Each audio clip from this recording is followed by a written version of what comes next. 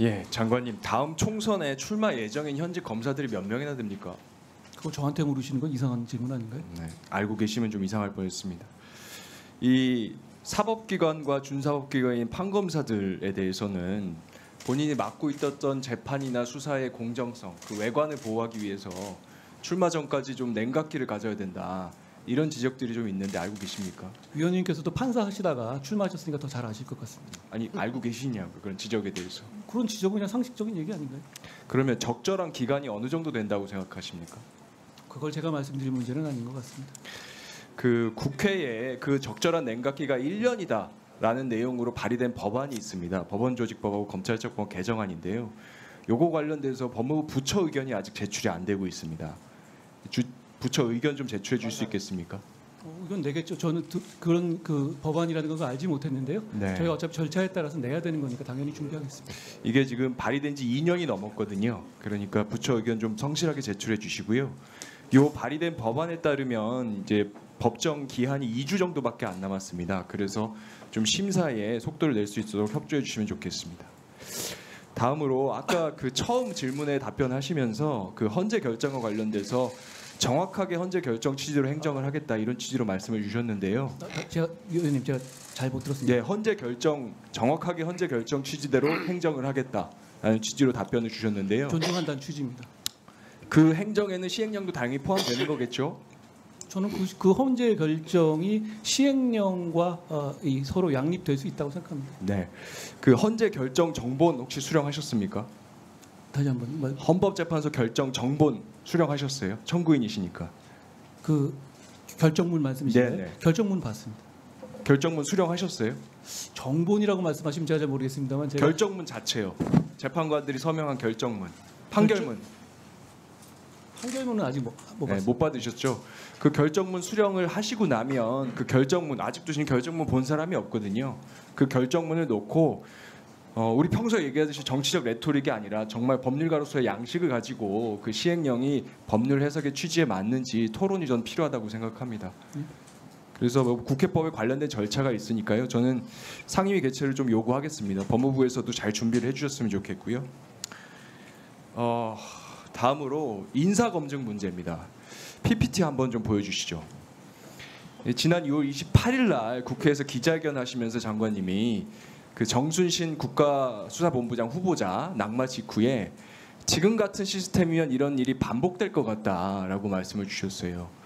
이 시스템이 그러면 좀 개선 방향을 찾고 있습니까 지금? 지금 그 간단하게 설명드리면 본인한테 묻고 하는 절차는 사실 저희가 아니라 대통령실에서 진행하거든요. 질문을 보내고 하는 거. 그런데 그 질문지를 보완하고 그리고 그 본인의 동의하에 받을 수 있는 범위, 그러니까 판결문이나 공적 자료들을 더 많이 받는 방향으로 지금 대통령실에서 여러 가지 이 시도를 하고 있고 저희도 거기에 실무적인 의견을 드리고 있습니다. 아시다시피 근데 이게 뭐 영장을 받거나 그 의사에 반한 방식으로 수집할 수 있는 부분은 한계가 있기 때문에 그 개인정보를 말씀을 하셨는데 전날 그 기자회견에서 개인정보법 관련돼서는 당사자 동의를 받으면 되지 않습니까?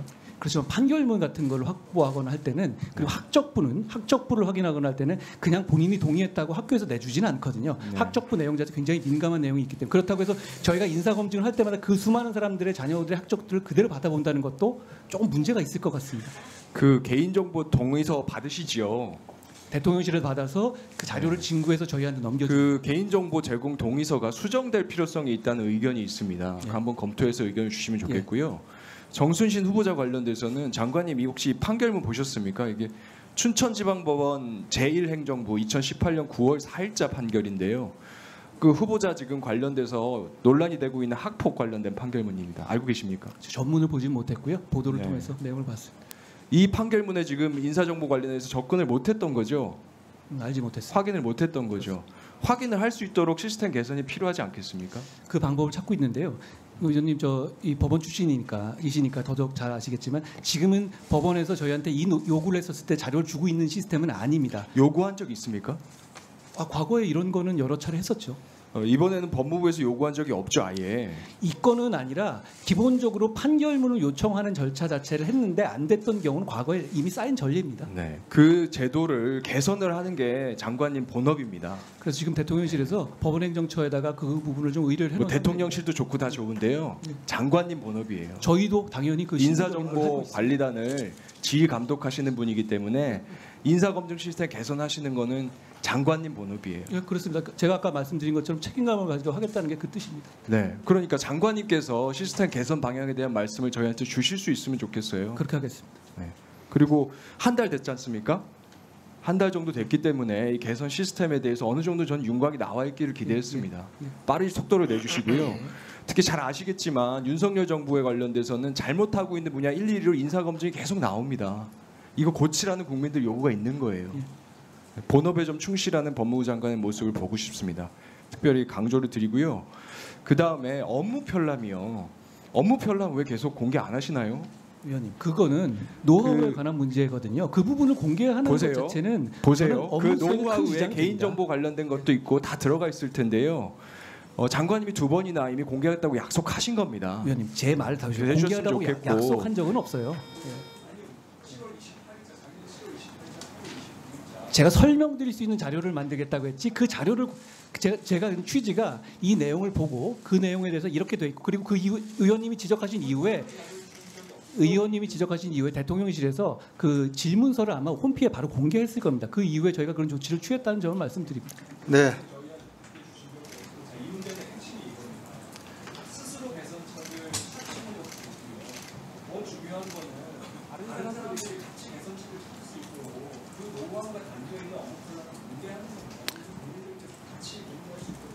위원님, 이게 위원님, 요건 그냥 어차피 저희가 건설적인 차원에서 말씀드리면 이 검증이라는 문제가 강도를 무한히 높이면 사찰이라든가 이런 문제가 될 수 있죠. 그리고 이탄희 의원님, 그 얘기를 이탄희 하는 게 의원님 아니- 정리합시다. 근데 그런데요. 그런데 문제는 그것을 저희가 저는 저 이슈가 있었다면 당연히 반대했을 겁니다. 예. 자, 말씀드렸다시피 그 내용을 저희가 알았다면 당연히 그냥 넘어가지 않았을 것이라는 말씀드립니다. 예, 찾아보겠습니다. 장관 답변하시면서 굉장히 그 인상 깊은 얘기를 했어요. 우리 국민들은 지금보다 더 나은 민주주의와 법치주의를 누리실 자격이 있다고 생각한다. 제가 법정에서 한 말입니다. 그리고 국민의 인권 보호, 권익 보호를 위해서 최선을 다하겠다라는 얘기들. 그거 관련해서 참 묻고 싶은 건 많은데 시간이 한정돼 가지고 그런데 제가 지난번에 정무직 공무원하고 정치인의 차이에 대해서 말씀을 드린 적이 있고 정무직 공무원으로서 정치적 중립을 지켜야 되는 의무에 대해서도 설명을 드린 바가 있어요. 역시 헌재 결정에 근거해서 지금 잠깐 말씀하시는 거 보면은 그냥 모르는 사람이 들으면은 굉장히 뭔가 논리적이고 그럴싸한 내용이 있는 것 같은데 제가 듣기에는 이게 지금 앞뒤가 안 맞고 적어도 대한민국 국무위원으로서 하실 수 없는 얘기가 좀 포함되어 있는 것 같아서 지적을 드리고자 합니다. 인사검증과 관련해서 책임 여부를 물으니까 제가 알았다면은 그렇게는 하지 않았을 것이다라는 말씀을 반복하고 계세요. 그 장관의 보좌기관으로서 인사검증관리단을 설치를 하고 또 청와대하고 협업을 하고 하는 과정에서 이게 법무부에 두는 게 맞냐라는 논의가 있었을 때 아니 이런 문제가 생기면 저한테 묻고 저를 질타하시지 않겠습니까? 라고 말씀하신 적이 있잖아요. 그래서 그러고 질타를 받고 계시지 있는 거고요. 그런데 거기에 대해서 질타를 받는 사람의 태도는 그래서는 안 돼요. 과거에 잘 기억하겠지만 저기 철책선이 뚫려가지고 누가 월북하거나 월남하는 사람을 발견하지 못하고 이러는 경우 있어요. 그 병사들이 실수를 하는데 사단장이 보직해임 당합니다. 그때 사단장이 언론에 나서가지고 뭐 책임감은 느낍니다만 앞으로 제도 개선을 해야지 이걸 어떻게 다 막을 수 있겠습니까? 한계가 있습니다라고 변명하는 거 본 적 있어요? 그게 지휘관의 책임이고 지도자의 책임이고 국무위원으로서 법무부 장관이 보좌 기관으로 인사검증관리단을 운영하고 져야 할 책임이라는 거를 좀 인식하시면 좋겠습니다. 판결의 효력과 관련해서도 왜 헌재 결정의 효력을 지금 부인하는 듯한 태도를 부인하는 것처럼 보이기 때문에 그런 질문을 하는 거예요. 그리고 그 내용에 대해서 답변하는 과정에서 그렇게 얘기를 했더라고. 한명숙 총리 사건 재판 효력도 부인하시던 분들이 뒤집으려고 했던 분들이 할 얘기는 아닌 것 같다. 그런 얘기를 하려면 한명숙 총리 사건 소수 의견에 담겨 있는 그 검찰 수사의 위법을 지적했던 부분에 대해서 인권을 보호하고 국민의 더 나은 법치주의와 민주주의를 위해서 법무부가 무슨 노력을 하고 있는지를 명확하게 입증하고 국민에게 확인하게 한 다음에 그런 얘기를 할 자격이 생기는 거죠. 그리고 강제징용과 관련한 대법원의 거듭된 판결의 효력을 부정하고 있는 현 대통령과 외교 정책에 대해서 법무부 장관으로서 그리고 당시에 강제징용 판결과 관련한 그 판결을 지연시키기 위해서 대법원이 벌였던 그 사법농단 사건을 수사했던 당사자로서 이것이 법치주의와 민주주의에 저해되는 것이다라는 걸 지적하면서 얘기를 해야지 균형이 맞는 거죠. 소수 의견에 4사람이나 되는 분이 제 의견을 동조했기 때문에 저도 할 말이 있습니다라고 얘기할 게 아니라 대한민국의 법치주의와 민주주의 시스템에 의해서 이런 결정이 나왔으면 그동안에 본인이 주장했던 바가 받아들여지지 않은 점에 대해서 국민께 일단 사과를 드리고 그리고 그 소수 의견에서 지적한 점에 대해서도 고려해 주셨으면 좋겠다 하고 나오는 게 맞는 것이지 한명숙 총리 소수 의견은 한마디도 얘기하지 않는 사람이 본인과 관련된 거에 대해서 소수 의견을 얘기한다는 것도 앞뒤가 안 맞는 거라고 생각합니다. 자, 지금 인사검증 과정에서 본인이 얘기를 하지 않는데 어떻게 알 수 있느냐라고 얘기했어요. 지금 얘기하지 않았습니까? 정순신 실명을 검색해도 판결정보 검색 시스템에 나온다. 그리고 대한민국 공영방송의 메인 뉴스에서 보도한 사건이고 거기에 A씨라고 했건 기혁씨라고 했건 누구나 다 이 사람이 누구인지 짐작할 수 있는 일이고 통상 법무부와 대검의 관행상 대변인실은 그런 보도가 있으면 그게 누군지를 확인합니다. 근거를 알려드릴까요? 2020년 봄에 그 문제가 됐던 부산 고검 차장 한동훈, 법무부 대변인 권순정, 대검 수사정보 기획관 손준성 3사람의 단톡방이 문제가 된 적이 있어요. 그때 기억하죠, 권순정 실장. 대변인하면 대변인이 왜 여기 끼어 있느냐 얘기하니까 대변인은 주요 사건이 발생했을 때 그 당사자와 관련해서 사실관계를 파악할 필요가 있기 때문에 그 단톡방에 포함되어 있었다. 그때 보도에 한동훈이라는 이름 한자도 안 나왔어요. 윤석열 최측근이라고만 나왔지. 그럴 때는 그렇게 열심히 파악하면서 수백 차례 단톡방을 만들어서 했다는 사람들이 이 건에 대해서는 우리는 알 수 있는 방법이 없었다. 나는 그때 당시 근무했지만 몰랐다.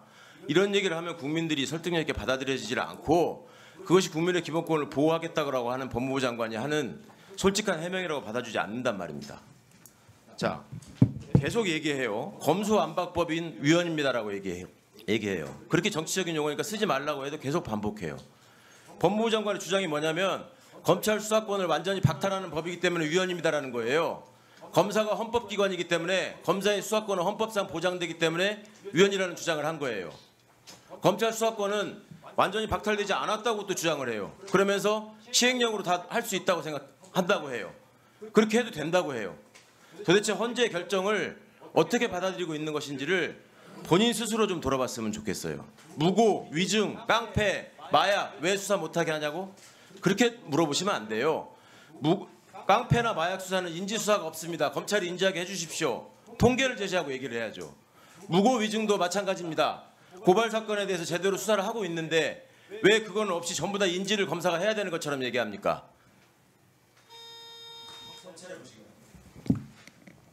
네, 답변하십시오. 예.